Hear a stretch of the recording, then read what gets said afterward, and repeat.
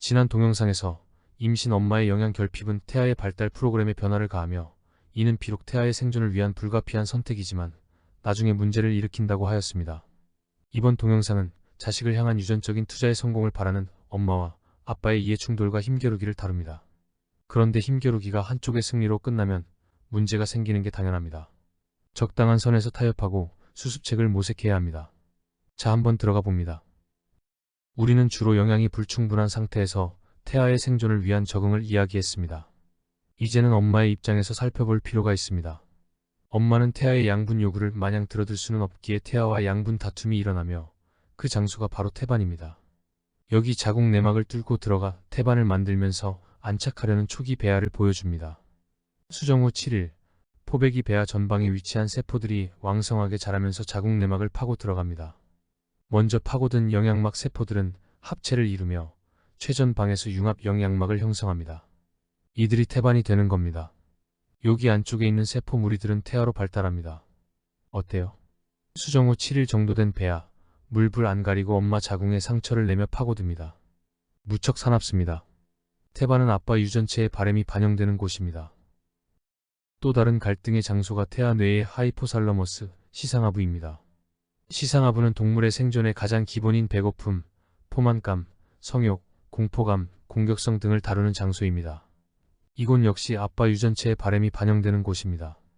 한편 엄마의 유전체는 태반 발달을 제한하거나 본능적인 욕구를 억제하는 전두엽의 발달에 관여합니다. 가설이 그렇다는 거예요. 바라보는 관점에 따라 이 두 장소를 다툼과 갈등의 장소냐 혹은 협력과 양보의 장소냐로 다르게 해석할 수 있는데 대다수의 과학자들은 갈등의 관점으로 접근합니다. 더 재미있고 실감나니까요. 이번 동영상은 태반에서의 갈등을 다루고 다음 동영상은 뇌에서의 갈등을 다룹니다. 진화학자들은 엄마와 태아 사이의 갈등을 친족이론으로 설명합니다. 친족이론은 유전체의 관련성 정도를 따집니다. 엄마는 자식들에게 자신의 유전체 반을 줍니다. 그렇기 때문에 엄마는 자식들에게 동등한 가치를 부여해 자신의 자원을 동등하게 나누어 주려고 합니다. 한편 같은 배 자식들 사이 유전체는 반은 같고 반은 다릅니다. 각각의 자식은 자신을 형제 자매보다 2배 더 가치가 있다고 평가하기에 엄마의 투자가 자신에게 집중되기를 희망합니다. 따라서 갈등은 자궁에서 시작됩니다. 엄마는 특정 한 자식에게 자원을 집중 투자하기보다는 미래에 생길 자식을 고려하여 분산 투자함으로써 자원의 효율성을 높이려고 합니다. 따라서 엄마에게는 투자를 통제하는 대림 유전자가 선택되었을 겁니다. 한편 자식에게는 미래의 형제 자매를 고려하지 않고 당장 엄마에게서 더 많은 것을 얻어내려는 대림 유전자가 선택되었을 것입니다. 엄마는 자식에 대한 유전적 투자가 결실을 보지 못할 것을 염려하면 태아를 포기할 수 있습니다. 침팬지 사회에서 흔히 있는 일인데 새로운 알파 메일이 등극하면 어린 새끼들을 죽입니다. 영화 사례이지만 수컷의 입장에서 앞으로 있을 자신의 유전적 투자를 확실히 하려는 겁니다. 임신 가능한 암컷들이 새로운 임신을 대비하게 하는 거죠. 엄마 침팬지는 걱정이 태산 같습니다. 특히 임신 중에 있는 엄마는 고민할 수밖에 없습니다. 자식을 낳으면 죽임을 당하는 게 뻔한데 앞으로 몇 달 동안을 뱃속 새끼에 계속 투자하는 것은 바보 같은 짓이다. 유산시키자. 물론 임신 엄마 침팬지의 의지가 담겨 있지 않죠. 알파 메일이 풍기는 냄새가 그렇게 합니다. 한번 보죠. 난소에서 성숙한 난자가 배출된 후에 수정에 성공하면 그 임신이 유지될 수 있도록 뇌하수체 전엽에서 나오는 류티나이징 호르몬 즉 황체 형성 호르몬이 분비됩니다. 황체는 난자를 싸고 있던 껍데기가 그 호르몬에 의해 변한 것으로 임신 유지를 위해 굉장히 중요한 일을 수행합니다. 대표적으로 프로제스테론을 분비하여 수정란이 자궁에 착상되도록 합니다. 이후 황체는 임신 기간 6개월 정도 유지되면서 태아에게 적합한 자궁 환경을 조성합니다. 수정란은 자궁에 착상한 후 내벽을 침투하여 태반을 만듭니다. 그리고 태반에서 나오는 호르몬인 HCG가 직접 황체를 자극하여 프로제스테론을 만듭니다. 이때부터 태아는 엄마 뇌의 영향에서 벗어나는 겁니다. 이후에 태반이 직접 프로제스테론을 만들어 자궁에다 쏩니다.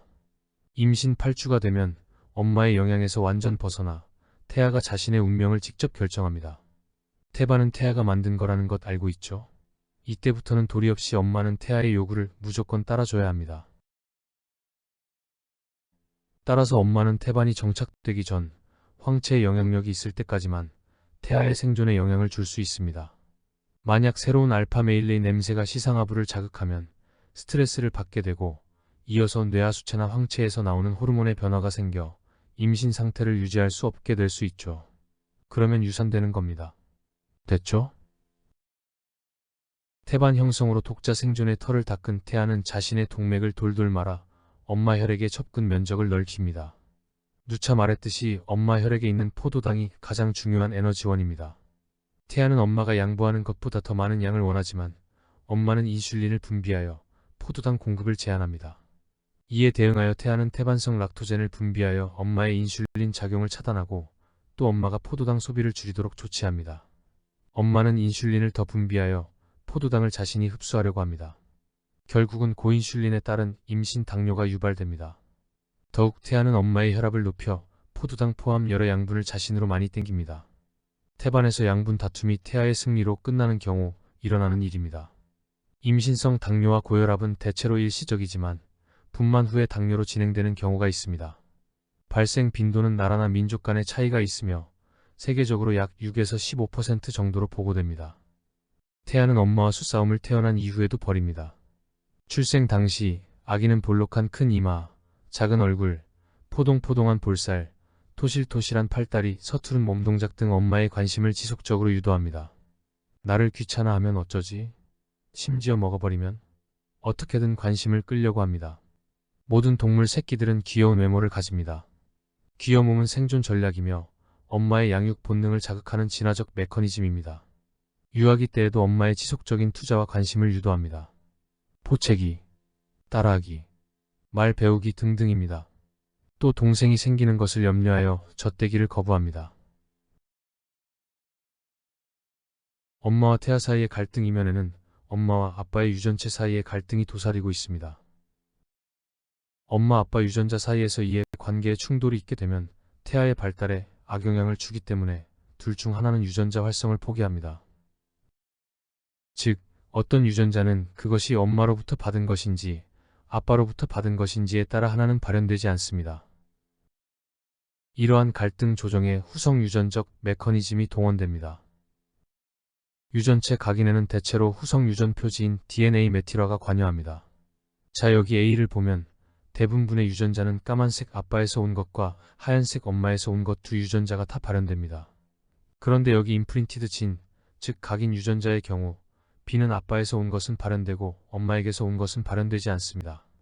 여기 C 반대의 경우도 있고요. 어떻게 엄마, 아빠 한 유전자만 발현될 수 있느냐? 유전자의 후성 유전 표지를 하면 선택적으로 유전자 쓰임새를 제어할 수 있다는 사실을 우리 다 알고 있습니다. 소위 북의 발현 유전자라 함은 아빠 쪽 이익을 대변하는 유전자로서 엄마 쪽 염색체에 있는 대립인자는 메틸화되어 반영구적으로 쓰이지 않습니다. 목의 발현 유전자는 엄마 쪽 이익을 대변하는 유전자로서 아빠 쪽 염색체에 있는 대립인자는 메틸화되어 반영구적으로 쓰이지 않습니다. 북의 발현 유전자를 통해 아빠의 특징이 나에게 전달되어 담는다. 이거 완전 오해입니다.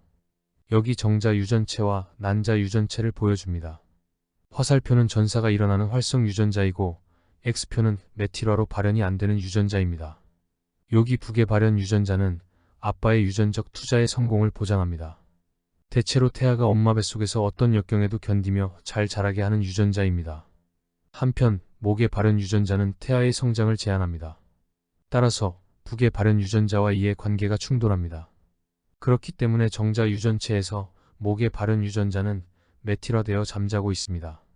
난자 유전체에서도 마찬가지로 북의 발현 유전자는 메틸화되어 있습니다. 수정이 이루어지면 배아가 발달합니다.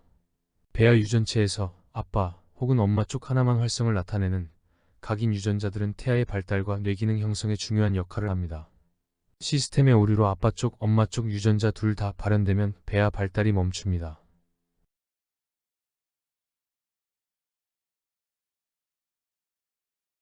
배아 발달을 마치고 태어난 후 어른이 되어도 각인 유전자들의 상태는 유지됩니다. 인간 유전자 3만 개 중 각인 유전자는 200개 정도 있으며 그중 북의 발현 유전자는 150개, 목의 발현 유전자는 50개 정도 있습니다. 강조합니다. 북의 발현 유전자는 아빠의 특징을, 또 목의 발현 유전자는 엄마의 특징을 나타나게 하는 게 결코 아닙니다. 배아 발달에 중요한 유전자예요. 남자 여자 다 같은 각인 유전자들을 가지고 있습니다. 그런데 유전자를 쌍으로 만들어 놓고 왜 메틸레이션이라는 생화학적 비용을 들여가며 부모 중 한쪽 유전자만 쓰이는 시스템이 나타나게 됐는지 궁금합니다. 여기 힌트가 있습니다. 유전체 각인은 태생 포유 동물 중 임신 기간이 길어지고 태반 의존성이 높아진 동물에서 진화했습니다. 태반 동물은 자식의 생산이나 양육에 있어 엄마와 아빠의 투자 정도가 너무나 차이가 있습니다. 이러한 불공정을 해결하기 위해 진화했다는 것이죠. 아빠는 대체로 정자만 제공합니다. 엄마 혼자 임신과 수유의 부담을 집니다. 자식 양육도 대체로 엄마의 몫입니다. 사람도 크게 다르지 않았습니다. 그러나 요즘은 양육에 협조적인 아빠 많이 있습니다. 구석기 수렵채집 시절 아빠는 사냥을 나가 먹을 걸 잡아온다고 하지만 큰 동물 사냥 성공률 실제로 형편없었습니다. 가끔 충분히 먹을 사냥감을 집으로 들이지만 여전히 배고픕니다. 엄마가 들로 산으로 나가 열매를 따오거나 뿌리를 캐와 자식을 먹여야 했습니다. 사냥은 그냥 놀이예요. 아빠는 재미있어 온종일 바깥에서 나돌며 놀이에 몰두했습니다. 또 싸움박질할 궁리만 했지요. 그런데 말입니다. 온종일 바깥에서 놀고 있으니 아빠는 의붓 자식의 출산을 염려할 수밖에 없습니다. 다시 동물 이야기로 전환합니다. 엄마는 자기 새끼 모두 자기 유전자 50%를 확신하지만 아빠의 경우는 확신할 수 없어요. 그래서 임신의 기회를 무조건 성공으로 연결시키려는 유전자가 자연 선택됩니다. 또 이를 방해하는 엄마 쪽 유전자에 제동을 걸어야 했습니다. 반면 엄마는 있는 새끼를 골고루 보살피고 다음 임신을 고려하는 유전자를 선호했고 또 한판 승부로 자원을 낭비하는 아빠 쪽 유전자에 제동을 걸어야 했습니다. 유전체 각인 시스템은 유전자 전달 주체로서의 엄마 아빠 이해관계나 요구를 조정할 수 있었기에 진화했다는 것이죠. 데이빗 헤이그 박사의 친족 이론에 근거한 가설의 일부입니다. 데이빗 헤이그 박사는 북의 발현 유전자는 대체로 목의 발현 유전자보다 이기적이라고 말했습니다. 우리가 누차 강조했던 이야기, 북의 발현 유전자는 태아에게 엄마로부터 많은 것을 얻어내게 하고 목의 발현 유전자는 이를 삼가게 한다는 유전자 수준에서의 줄다리기 게임, 그의 멋진 표현입니다.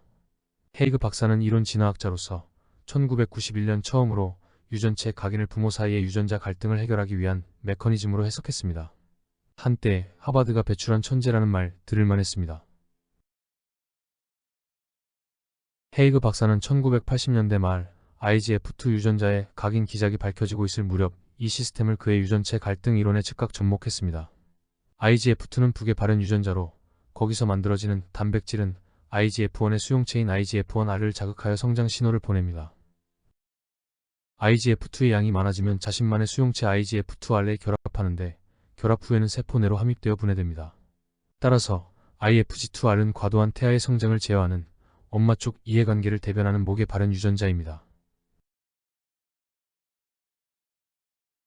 과학자들은 유전자 조작 생쥐를 이용하여 유전체 갈등 가설을 증명하고자 했습니다.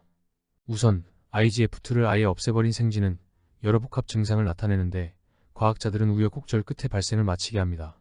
결과는 여기 그림에서 보는 바와 같이 몸집이 작아진 난쟁이 쥐로 태어납니다. 당연히 IGF2가 없으니 태아 성장이 이루어지지 않은 거죠. 반대로 태아의 성장을 제한하는 유전자 IGF2R을 없앤 생쥐, 어떤 표현형이 나타날지 예측할 수 있겠죠. 태아 시절 성장이 제어되지 않으니 마구 자라 몸집이 커진 생쥐가 태어납니다. 그런데 흥미로운 부분은 IGF2와 그의 수용체 IGF2R, 두 유전자를 없앤 생쥐는 정상 크기로 태어납니다. 물론 여러 조작이 들어가야 발생을 마치게 할 수 있지만 이 결과가 주는 메시지는 IGF2와 그의 수용체 시스템은 오로지 유전자 갈등을 해결하기 위한 목적으로 태반 동물에서 진화했을 거라는 점입니다. 유전체 갈등 가설은 이러한 연구로 확실히 증명됩니다. 그러면 사람의 경우는 어떠한가? IGF2 유전자의 각인 오류에 의한 질환이 있습니다. 하나는 아빠 쪽 유전자에도 잠재우기가 설정되어 있어 IGF2가 만들어지지 않는 실버 러셀 증후군입니다. 다양한 증세가 나타납니다. 무엇보다도 몸이 작습니다. 다른 하나는 엄마 쪽 유전자에서 잠재우기가 풀려 IGF2 양이 2배로 증가한 베크위트 위드만 증후군입니다. 역시 다양한 증상이 나타납니다. 예측대로 몸이 커져 있습니다. 후성 유전적 메커니즘에 의한 각인은 IGF2 유전자, 그리고 그와 클러스터로 묶여있는 여러 유전자 발현에 영향을 줍니다. 그러니 여러 증상이 나타나는 겁니다. 다음 동영상은 각인 유전자가 태아의 뇌 발달에 어떠한 영향을 미치는가에 대한 것입니다. 기대해주세요. 시청해주셔서 감사합니다.